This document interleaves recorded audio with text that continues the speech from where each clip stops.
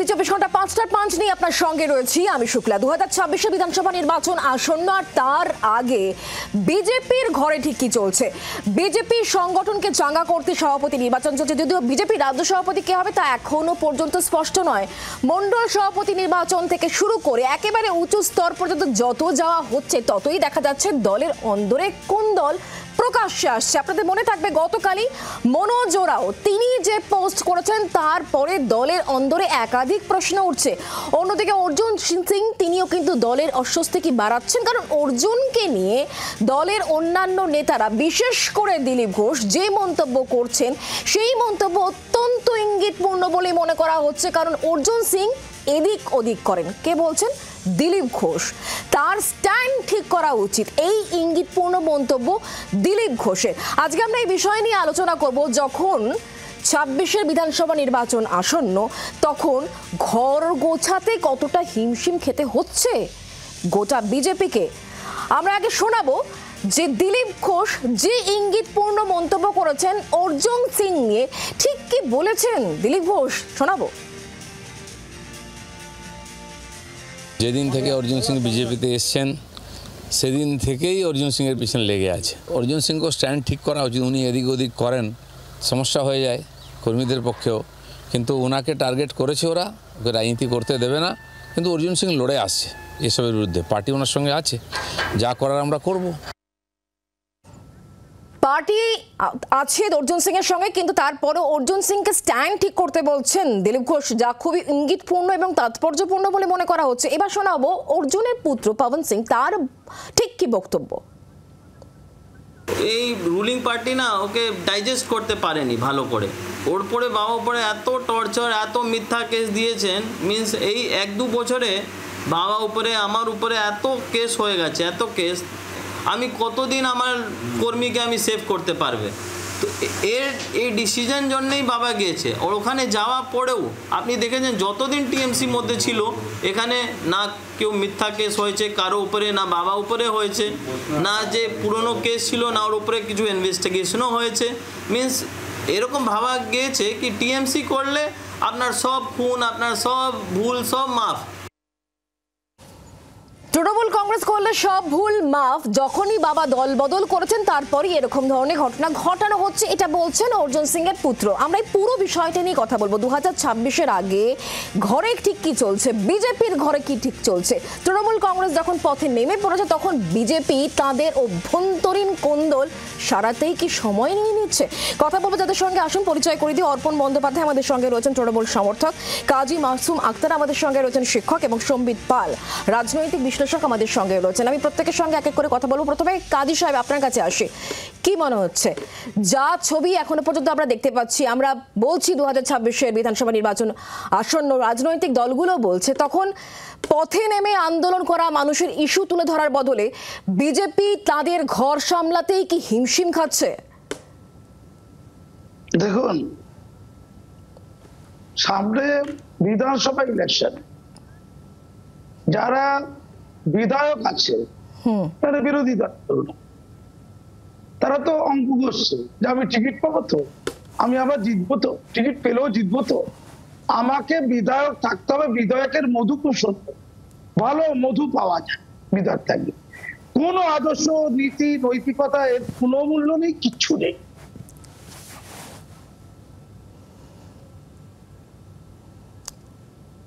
কাজী সাহেবের বক্তব্য আমি অবশ্যই পরিষ্কার করে শুনবো।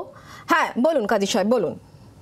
হ্যাঁ, আমি বলতে চাইছি যে উনি কি এখন, অর্জুন সিংয়ের কথা বলছি, উনি কি এখন তৃণমূলে আছেন, এই পৃথিবীতে আছেন? আমি জানি। উনি একটা বলছেন আজান খুব খারাপ, আজান শুনতে ভালো লাগে, তখন তিনি বিজেপিতে বুঝতেন। তারপরে তিনি তৃণমূলে গেলেন, গিয়ে বলেন আজান কি মধু। এখন আমার বলবেন আজান খুব খারাপ। আচ্ছা, এগুলো তো আমাদের আলোচনা করতে এটাই লজ্জা। ফলস্বরূপ দিলীপ ঘোষ যেটা বলেছেন যে আগে স্ট্যান্ড ঠিক করতে হবে, একটা তো নীতি থাকে, নৈতিকতা থাকে। কেন উনি বিজেপিতে আছেন কেন? উনি তো বিজেপিতে বলেছিলেন যে আমি বিজেপিতে এসেছি বলে আমার বিরুদ্ধে দুনিয়া সব মামলা দিচ্ছে। তখন আমি টিভিতে বলেছিলাম যে উনি তৃণমূলে গেলে ওনার সব মামলা চুকে যাবে। উনি তৃণমূলে গিয়েছিলেন, মামলা চুপ হয়ে গিয়েছিল, আবার উনি বিজেপিতে এসেছেন, আবার মামলা শুরু, ওনাকে গ্রেপ্তারও করা যেতে পারে। এর নাম পলিটিক্স। এইটা হচ্ছে পচন। জনগণ মারপিট করবে, কখনো অর্জুন সিং তৃণমূলের তার হয়ে মারপিট করছে জনগণ, কখনো অর্জুন সিং বিজেপির। তাহলে কি কাজী সাহেব বিভিন্ন রাজনৈতিক দলগুলোর নীতি নৈতিকতা নিয়ে কি প্রশ্ন উঠছে? কেন বিজেপিতে তাকে নেওয়া হলো এই প্রশ্ন তো তাহলে এই মুহূর্তে সাধারণ মানুষই তুলবেন। আমি অবশ্যই আপনার কাছে আসবো। আমি অর্পণ আপনার কাছ থেকে জানার চেষ্টা করব যে ছবি আমরা দেখতে পাচ্ছি যেখানে বিজেপির অন্দরে কোন্দল এবং তার সুবিধা কি তৃণমূল কংগ্রেস নিতে চাইছে এভাবে? না দেখুন, প্রথমত আচ্ছা আমাকে শোনা যাচ্ছে তো? একদমই, বলুন। হ্যাঁ, বিষয়টা হচ্ছে যে এটাও একটা পর্যবেক্ষণের বিষয় যে যখন কোনো রাজনৈতিক ব্যক্তি দল বদলাচ্ছেন সেই সময় তাকে সংশ্লিষ্ট দলের ঠিক কতটা গুরুত্ব দেওয়া হচ্ছে। ধরা যাক অর্জুন সিং এর ক্ষেত্রে যদি বলা হয়, অর্জুন সিং নিশ্চিতভাবে টিকিট না পেয়ে তৃণমূল কংগ্রেস ছেড়ে ভারতীয় জনতা পার্টিতে যোগদান করেছিলেন। সিং পুনরায় ভারতীয় জনতা পার্টি থেকে তৃণমূল কংগ্রেসে ফিরে এলেন, বললেন যে জুট পাট শিল্পে ভারতীয় জনতা পার্টির যারা কেন্দ্রীয় নেতৃত্ব বা যারা কেন্দ্রীয় সরকারে রয়েছে তারা পাট শিল্পের জন্য কোনো রকম কোঅর্ডিনেশন করছে না, সমন্বয় বজায় রাখছে না, ইত্যাদি ইত্যাদি। আমরা পরবর্তীকালে দেখলাম তৃণমূল কংগ্রেসে ফিরে আসার পরেও কিন্তু ব্রিগেডের মঞ্চে অর্থাৎ 10ই মার্চ গত বছরে প্রেক্ষাপটে অর্জুন সিং গেলেন বা এলেন সেটা বিচার্য বিষয় না। বিচার্য বিষয় এটা অর্জুন সিং এখন যখন দল বদল করে বিজেপিতে বর্তমানে এই মুহূর্তে দাঁড়িয়ে অর্জুন সিং এর বিরুদ্ধে এই ভুরি ভুরি অভিযোগগুলো কোথা থেকে আসছে? কয়েকদিন আগে পর্যন্ত তো ছিল না, কেন ছিল না? না না, আমি আমাকে একটু শেষ করতে দেন। সেটা হচ্ছে যে অর্জুন সিং এর বিরুদ্ধে জগদ্দলের বিধায়ক সোমনাথ শ্যাম কিন্তু তিনি তৃণমূল কংগ্রেসে যোগদান করার পরেও অভিযোগ করেছেন। এমন নয় যে সেই অভিযোগগুলো তখন স্তীমিত করে দেওয়া হয়েছিল। এবং এটাও তাৎপর্যপূর্ণ যে অর্জুন সিং তখন কি অভিযোগের পরিপ্রেক্ষিতে ব্যবস্থা নেওয়া হয়েছিল দলের তরফ থেকে? দলের তরফ থেকে ব্যবস্থা বলতে অর্জুন সিং এর বিরুদ্ধে যা যা মামলা চলছিল সেই কোনো মামলা তো রাজ্য সরকার প্রত্যাহার করে নেয়নি। এটাও আপনারা দেখুন, আমি দায়িত্ব সহকারে বলছি। অর্জুন সিং একটি অভিযোগ করে থাকেন বা ওনার দলের পক্ষ থেকে একটি অভিযোগ করা হয় যে অর্জুন সিং তৃণমূল কংগ্রেস ছেড়ে বিজেপিতে যোগদান করার সাথে সাথে তার বিরুদ্ধে প্রায় প্রত্যাহার করে নেয়নি, কিন্তু অভিযোগগুলো শীত ঘরে ছিল, শীত ঘুমে ছিল। এখন সেই অভিযোগগুলো নিয়ে তদবির করা হচ্ছে এবং এখন তৎপরতা দেখা যাচ্ছে, তাই তো? আমি আসবো অবশ্যই আপনার কাছে। সম্বিত, আপনি কিভাবে ব্যাখ্যা করবেন এই যে অর্জুন সিংকে নিয়ে এত চর্চা চলছে, তার বিরুদ্ধে এত অভিযোগের কথা বলা হচ্ছে শাসক শিবিরের তরফ থেকে, বিজেপিও বলছে যে তার পুত্রের বক্তব্যই আমরা শুনলাম, এই যে সামগ্রিকভাবে একটা বিষয় সামনে আসছে, কি মনে হচ্ছে, আপনি কিভাবে ব্যাখ্যা করবেন? দেখুন, অর্জুন সিং যেভাবে দলবদল করেছেন, যে পরিস্থিতিতে দলবদল করেছেন, সেটাতে নীতি নৈতিকতা তো কিছুই নেই। সেটা নিয়ে প্রশ্ন না তোলাই ভালো।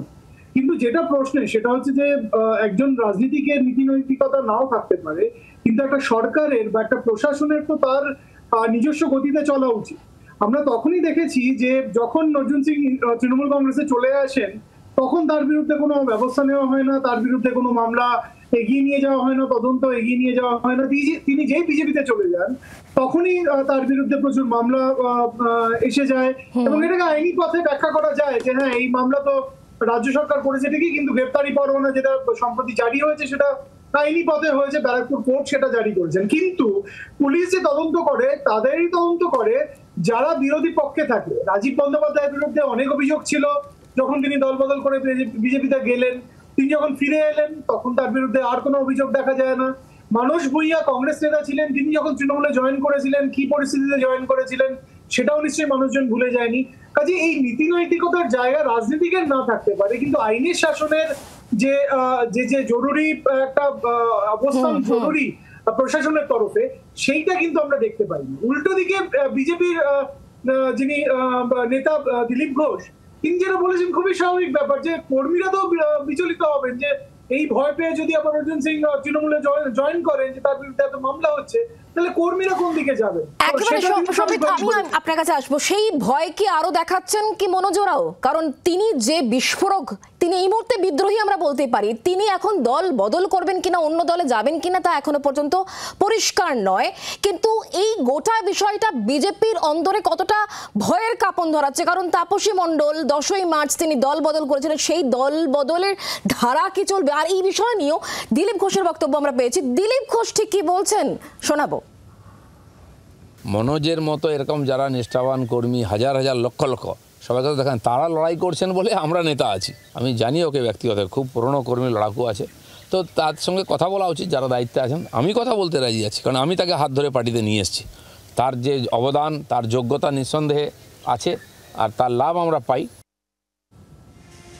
আর এই জায়গা থেকে যেমন বিজেপির বক্তব্য আপনাদেরকে শোনালাম, তার পাশাপাশি তিনি যেমনটা বলছেন যে দলের অন্দরে কথা বলা দরকার, সুকান্ত মজুমদারও এই একই কথাই বলেছেন যে কথা বলা হবে, কথা বলে ব্যাপারটা বোঝার চেষ্টা করবেন। কিন্তু তৃণমূল কংগ্রেসের তরফ থেকে কুণাল ঘোষ, তার বক্তব্য খুব গুরুত্বপূর্ণ।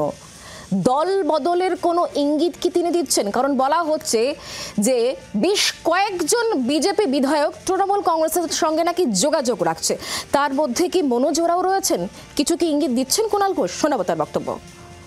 বেশ কয়েকজন বিজেপি বিধায়ক অদূর ভবিষ্যতেই তৃণমূল কংগ্রেসে মমতা বন্দ্যোপাধ্যায়ের উন্নয়নে সামিল হতে তারা যোগদান করার ইচ্ছা প্রকাশ করে আলোচনা চলছে। কাদের নেওয়া হবে, কজনকে নেওয়া হবে, সেটা আমাদের শীর্ষ নেতৃত্ব ফাইনাল ডিসিশন নেবে। কোনো নাম বলবো না। আমি কাজী সাহেবের কাছে আবার যাবো। কাজী সাহেব, কি মনে হচ্ছে বিজেপির অন্দরে যে কাপন ধরিয়েছেন তাপসী মণ্ডল, তিনি দল বদল করেছেন, সেই ধারা কি অব্যাহত থাকবে? কারণ কুণাল ঘোষের মন্তব্য অত্যন্ত তাৎপর্যপূর্ণ, মনোজ ওরাও যে পোস্ট করেছেন সেটাও খুবই ইঙ্গিতপূর্ণ পোস্ট বলে মনে করা হচ্ছে। আপনি কিভাবে দেখছেন? দেখুন, ঢেউয়ের গতি কোন দিকটাতে জল যাচ্ছে, সেই জলটা মেপে এরা এই সিদ্ধান্তগুলো নেয়। 21-এর ইলেকশনের আগে আমরা জানি, যখন বিজেপি থেকে ঢেউ এসেছিল, তখন ওই আমাদের শুভেন্দু অধিকারীরা বা দিলীপ ঘোষরা দাবি করেছিল যে কারা কারা গোপনে গোপনে তাদের সাথে কথা বলছে। আমরা জানি শতাধিক আছে, এক্স আছে, ওয়াই আছে, জেড আছে, যত সময় হয়েছিল কিন্তু এসেছিল, সেই রাজীব, সেই সব্যসাচী, সেই মানে বিরাট টিম। তো ওটা যে কোন দিকে ঢেউটা যাচ্ছে, 26-এ ঢেউটা এখনো তৃণমূলের দিকে আছে। ফলে ওই কুণাল ঘোষ বলছে গোপনে গোপনে আমার সাথে কারা কারা যোগাযোগ করছে, আমি জানি, বলবো না, ওটা ঢেউ আমার দিকে যেতে। আমি বাংলার রাজনীতিতে ভাবছি, অর্থাৎ যেদিকে ক্ষমতা ধায়, এই ক্ষমতাশালী জনপ্রতিনিধিরা সেদিকে যায়। এইটা হলো পছন্দ। দুঃসময় সরকারের নিজের দলে থাকবে না, সুসময় থাকবে। আমি কোথায় কোথায় ক্ষমতা পাবো, কোথায় কোথায় বধু পাবো, এটা আলোচ্য। এই যে বললেন তাপসী না কি নাম বললেন, ও তো দেখেছে 26 আমি হেরে যাব, আমার ওদিকে গেলে লাভ, মন্ত্রিত্ব পেতে পারি। এই যে দিলীপ বাবু অত্যন্ত আশা প্রাঞ্জক কথা বলছিলেন এই মনোজ সম্পর্কে, মনোযোগ নাকি খুব কর্মঠ, ত্যাগী ইত্যাদি। মনোজ বলছে দিলীপ ভালো আর শুভেন্দু ভালো, বাকিরা ভালো নয়। তো দিলীপ ভালো, শুভেন্দু ভালো, বাকিরা ভালো না, এটা তো দিদিকে বলতে পারে। তো এই কথাবার্তা তো প্রথমে ক্ষোভ দেখায়, তারপরে দেখা যাবে কোনোদিন চায়ের থেকে আড্ডা দিচ্ছে, কখনোই দেখা যাবে তো তৃণমূলের কারো সাথে সঙ্গ হয়ে গেছে, আড্ডা হচ্ছে, মজা হচ্ছে। এগুলো সিম্বল, এগুলো ছোঁয়াচে, এগুলো অসুখের উপসর্গ মাত্র, অর্থাৎ পলিটিক্স খাওয়া শুরু। আমি বলছি কাজী সাহেব, আপনি যদি এগুলোকে অসুখ বলেন, তাহলে এই অসুখ সারাতে সারাতেই তো সময় চলে যাচ্ছে। সাধারণ মানুষের ইস্যুগুলোকে সামনে নিয়ে পথে কবে নামবে তাহলে বিজেপি? এই প্রশ্ন তো সাধারণ মানুষেরও। তাহলে আপনাকে বলি, মুসলমান সমাজের প্রকৃত হিত কোনটা, এটা নিয়ে কেউ ভাবছে? ওয়াকফ সংশোধনী বিল, এতে শাসক দলের কতটা লাভ, আর আমাদের বিরোধীদের মুসলমানদের ভয় দেখি কতটা লাভ। ভয় দেখানো শুধুমাত্র এইটার প্রতিযোগিতা চলছে পার্লামেন্ট এবং গোটা দেশে, বিশেষ করে পশ্চিমবঙ্গ। কোন কল্যাণ সাধনের চেষ্টা নেই, ওয়াকফ লুট হয়ে যাচ্ছে, তার উপরে কাজ হয়। ঠিক তেমনই আমি আপনাদের বলি, এই যে পাল্টি খাওয়া, এটা আমাদের রক্তে। আপনাদের বিখ্যাত হুমায়ুন কবিরকে দেখুন, তিনি কংগ্রেসে ছিলেন, কংগ্রেস থেকে নির্দলে গেলেন, নির্দল থেকে আবার কংগ্রেসে গেলেন, কংগ্রেস থেকে তৃণমূলে এলেন, তৃণমূল থেকে বিজেপি গেলেন, বিজেপি থেকে আবার তৃণমূলে গেলেন। মানে বিস্ময়কর, বাঙালিরা পাল্টি খাওয়াতে 1 নম্বরে যাচ্ছে। এটা এগিয়ে বাংলার একটা উদাহরণ। আমি পরিষ্কার বলছি, যে ভোটাররা মানে এখানে বিজেপি তৃণমূল আলাদা নয়, সকল রাজনৈতিক দলের মধ্যে এরকম কিছু মানুষজন থাকে। এটাই কি তাহলে আপনি বলতে চাইছেন? আমি আসবো আপনার কাছে আবারও। আমি অর্পণের কাছে যাবো। অর্পণ, আপনি কি বলবেন? আপনি যে ছবি আমরা দেখতে পাচ্ছি, বিজেপির অন্দরের বিষয় নিয়ে আমরা কথা বলছি ঠিকই, কিন্তু এটা একেবারেই আলাদা বা বিচ্ছিন্ন নয়। কারণ ভরতপুরের বিধায়কের প্রসঙ্গ তুলে ধরলেন কাজী মাসুম আক্তার। অ্যাবসলিউটলি, এটা তো আজকে রাজনীতির অঙ্গ হিসাবে দাঁড়িয়েছে, এটা অস্বীকার করার কোনো জায়গা নেই। আর এটাও অস্বীকার করার জায়গা নেই যে ভারতবর্ষের সংবিধানের প্রভিশন আছে, যদি কোনো রাজনৈতিক ব্যক্তিত্ব তিনি মনে করেন আমার এই দলে পছন্দ হচ্ছে না, আমি অন্য কোনো রাজনৈতিক দলে যোগদান করব, আবার সেখানে আমার অস্বস্তি লাগছে, আমি পুরনো দলে ফিরে যাব, এই প্রভিশন ভারতীয় সংবিধান সেই অধিকার দিয়েছে সমস্ত রাজনীতিককে, সমস্ত মানুষকে সেই স্বাধীনতা দিয়েছে। তারা সেই স্বাধীনতার ব্যবহার কিংবা অপব্যবহার, প্রয়োগ কিংবা অপপ্রয়োগ যেভাবে বলবেন তারা করছেন, এটা অস্বীকার করার কোনো জায়গা নেই। এটা হচ্ছে, এটা দস্তুর হয়ে দাঁড়িয়েছে। কিন্তু বিষয়টা হচ্ছে একটা একই বিষয়ের পুনরাবৃত্তি ঘটছে। এটা 2025 সাল, আমরা যদি ঠিক 5 বছর আগে অর্থাৎ 2020 সালে ফিরে যাই, 2020 সালে এরকমই একটা স্রোত, যেটা কাজী মাসুম আক্তার বলছিলেন, তৃণমূল কংগ্রেস থেকে বিজেপিতে যাওয়ার আমরা লক্ষ্য করেছিলাম। কিন্তু একটা সূক্ষ্ম পার্থক্য আছে। পার্থক্যটা হচ্ছে আমাদের দল থেকে দল তৃণমূল কংগ্রেস ভাঙানো, বিজেপির যে সেই কর্মসূচি এবং যোগদান মেলা, কার্যত জনসভার মতো যোগদান মেলা তৈরি করে তৃণমূল কংগ্রেস থেকে একদম গ্রাম সভা থেকে সাংসদ পর্যন্ত তাদের দলে নেওয়া, এই জিনিসটা বিজেপি করতে বাধ্য হয়েছিল, কারণ তারা জানতো যে 2021 সালে প্রার্থী খুঁজে পাওয়া যাবে না। আমরা সেখানে দেখেছি 2021 সালে তৃণমূল কংগ্রেস থেকে বিজেপিতে যাওয়া কতজন, শুধুমাত্র প্রাক্তন বিধায়ক নয় বা সিটিং এমএলএ বা সিটিং এমপি নয়, কতজন গ্রামসভা, পঞ্চায়েত সমিতি, জেলা পরিষদ কিংবা কাউন্সিলর যারা তৃণমূল থেকে বিজেপিতে গেছিলেন তাদেরকেও বিজেপি প্রার্থীপদ দিয়েছিল। কিন্তু এইটুকু দায়িত্ব সহকারে আপনাদের বলতে পারি, 294টি বিধানসভা কেন্দ্রের মধ্যে গত বিধানসভা নির্বাচনে তৃণমূল কংগ্রেস 291টি বিধানসভা কেন্দ্রে প্রতিদ্বন্দ্বিতা করেছিল। 3টি বিধানসভা কেন্দ্রে পাহাড়ে তৃণমূল কংগ্রেসের জোট সঙ্গীরা ছিলেন। আমি এইটুকু দায়িত্ব নিয়ে আপনাদের ক্যামেরায় বলতে পারি যে এই আসন্ন বিধানসভা নির্বাচনে বিজেপি থেকে যতজনই তৃণমূল কংগ্রেসে যান, তাদের ভোরে ভোরে তাদেরকে প্রার্থী পদ, যেটা বিজেপি 2021-এ করেছিল, সেটা তৃণমূল কংগ্রেসে হয় না। তৃণমূল কংগ্রেসকে সরকারে আসার জন্য কোনো দল ভাঙতে হয় না। যদি তৃণমূল কংগ্রেসে যারা যারা বিভিন্ন দল থেকে যোগদান করেছেন বিগত দিনে, কংগ্রেস থেকে, সিপিএম থেকে বা বিজেপি থেকে যারা করছেন, সেই ইতিহাস যদি দেখা যায়, তাহলে দেখা যাবে তৃণমূল কংগ্রেস যখন ক্ষমতার শীর্ষে, তখন অন্যান্য দল থেকে মানুষরা এসে তৃণমূল কংগ্রেসে যোগদান করেছেন। কখনো কিন্তু তৃণমূল কংগ্রেসকে মধ্যপ্রদেশের মতো বা আপনার মহারাষ্ট্রের মতো সরকার তৈরি করার অন্য রাজ্যের প্রসঙ্গ আমরা না হয় নাই টানলাম, পশ্চিমবঙ্গে রয়েছে, পশ্চিমবঙ্গের বিষয় নিয়ে আমরা আলোচনা করি, এই রাজ্যের বিষয় নিয়ে আমরা তুলনাটা নিয়ে আমি কথা বলবো সম্বিতের সঙ্গে। সম্বিত, আপনি কিভাবে দেখছেন পুরো বিষয়টিকে? এই দল বদল, এক দল থেকে অন্য দলে যাওয়া, সেই দলের টিকিট পাওয়া বা না পাওয়া, কিন্তু যেখানে আমরা দেখতে পাচ্ছি তৃণমূল কংগ্রেস অনেকটা এগিয়েই শুরু করছে, বিজেপি তখন কিভাবে ঘর গোছাবে, কিভাবে কোন দল থামাবে, কাকে সভাপতি করা হবে, সবকিছু নিয়ে কি ঘেটে রয়েছে? অবশ্যই বিজেপির ঘরোয়া যে রাজনীতি, সেটা নিয়ে তো তারা অবশ্যই খুব কনফিউজ একটা জায়গায় রয়েছেন, সেটা বোঝাই যাচ্ছে। তারা এখনো পর্যন্ত রাজ্য সভাপতি কে হবেন সেটাই ঠিক করে উঠতে পারেননি। তাদের জাতীয় সভাপতি কে হবেন সেটা নিয়েও একটা প্রশ্ন রয়ে গেছে, সেটা নিয়েও প্রচুর জল্পনা, আলোচনা ইত্যাদি চলছে। কিন্তু যে কথাটা আমি তার আগে একটু বলার চেষ্টা করবো, সেটা হচ্ছে যে ভারতবর্ষের সংবিধান অবশ্যই প্রত্যেকটি মানুষকে তাদের স্বাধীনতা দিয়েছে, তারা কোন দলে যাবেন, কোন দলে জয়েন করবেন ইত্যাদি ইত্যাদি। কিন্তু এই আইনেই রয়েছে, ভারতের আইনে রয়েছে যে যদি কেউ কোনো দলের বিধায়ক বা নির্বাচিত জনপ্রতিনিধি হন, তিনি যখন সেই দল ত্যাগ করে অন্য দলে যাচ্ছেন, তখন যদি 1/3 সদস্য সেই দল থেকে অন্য দলে যোগ না দেন একসঙ্গে, তাহলে কিন্তু তাদের প্রার্থী পদ বা তাদের যে বিধায়ক পদ বা তাদের সাংসদ পদ, সেটা বাতিল হওয়ার কথা। পশ্চিমবঙ্গে এমন একটি পরিস্থিতি তৈরি হয়েছে যে এখনো খাতায় কলমে কিন্তু বিজেপি 77 জন বিধায়ক রয়েছে, এবং তার থেকে দেখা যাবে যে অনেকেই হয়তো তৃণমূলে যোগদান করেছেন, কিন্তু স্পিকার আবার সেই আইনের ফাঁক গলেই কিন্তু সেই বিষয়ে কোনো সিদ্ধান্ত নেননি এখনো পর্যন্ত। কাজে এইটাও আইন বিরুদ্ধ কাজ, সেটা মনে রাখা দরকার।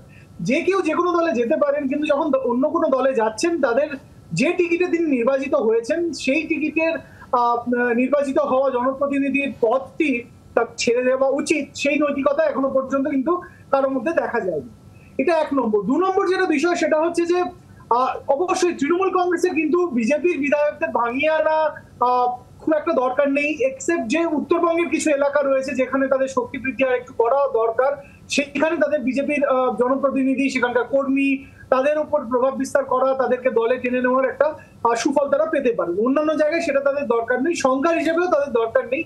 কারণ পশ্চিমবঙ্গে প্রত্যেকটি বিধানসভাতে কিন্তু মুখ্যমন্ত্রী মমতা বন্দ্যোপাধ্যায় তার মুখ দেখেই ভোট হয়, তার মুখ দেখেই ভোট হবে, কাজেই তাদের এটা দরকার নেই। উল্টো দিকে বিজেপির কিন্তু এটা একটা সত্যি সংকটের বিষয়। যদি তাদের দলের বিধায়করা এভাবে চলে যেতে থাকে তাহলে তার প্রভাব কিন্তু কর্মীদের মধ্যেও পড়বে। তাদের মধ্যে কিন্তু কোনো মমতা বন্দ্যোপাধ্যায় নেই।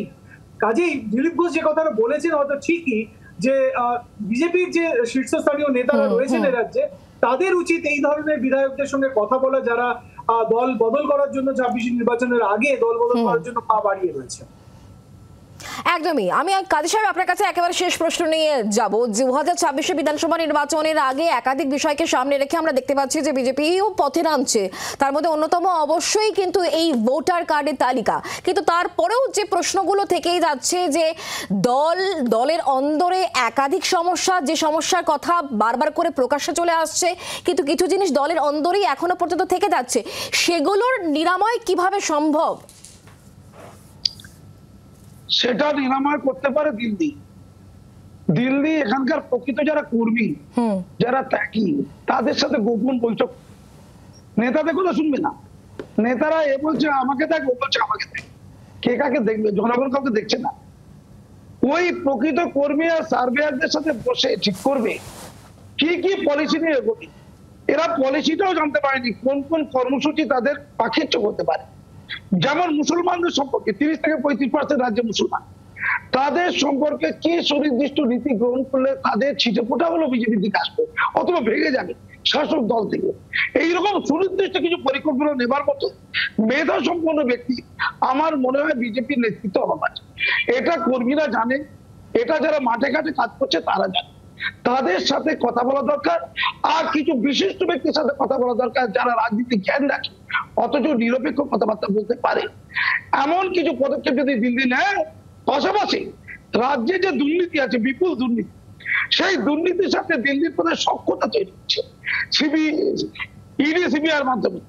এই সখ্যতা ভুলে কঠোর পদক্ষেপ যদি দিল্লি নিতে পারে তাহলে একমাত্র কেবল তাহলেই দিল্লির কাছেই যদি অসুখ সারানোর ওষুধ থেকে থাকে তাহলে সেই ওষুধ কি সময়ের সঙ্গে সঙ্গে প্রয়োগ করা হবে, সেদিকে অবশ্যই আমাদের নজর থাকবে। আপনাদের তিনজনকে অসংখ্য ধন্যবাদ আমাদের সময় দেওয়ার জন্য। একটা বিরতি নিচ্ছি, বিরতির পর ফিরে আসছে, সঙ্গে থাকুন। বাংলার আওয়াজ, বাঙালির আবেগ, জি 24 ঘন্টা।